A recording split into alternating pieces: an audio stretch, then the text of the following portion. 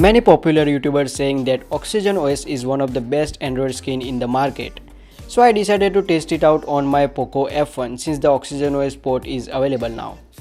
I have been using it since a long time, and here is my review of OxygenOS on Poco F1.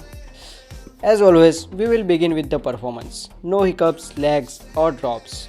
Since the OnePlus 6 launched, OnePlus made OxygenOS far better than stock Android. Many videos on YouTube, and I admit it. The gaming performance is quite awesome though. PUBG not even lags and no frame drops here. Of course, settings are on fire. I am pretty impressed with the screen on time, which is around 8 hours in first cycle and just after flashing ROM, and near to 9 hours of screen on time in second cycle. And that keeps being continued. I am getting around 9 hours of screen on time with medium to heavy usage.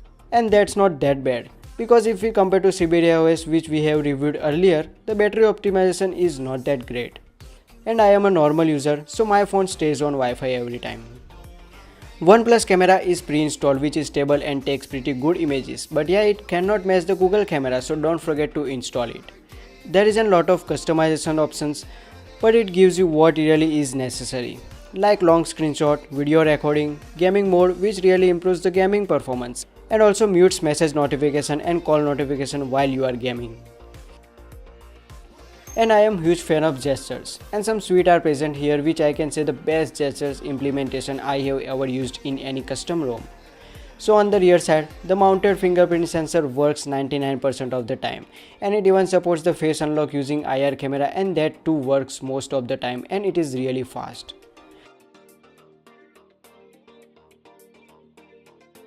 Now talking of bugs, I have found two minor bugs. The Google voice command doesn't work.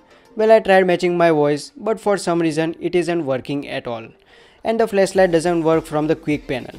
So you have to download third-party app to use flashlight, or you can also use camera apps. So before he sums up this video, here is a Geekbench and Antutu score that you might be interested in. There isn't any major bugs in this ROM, which makes it clearly a ROM material of daily driver.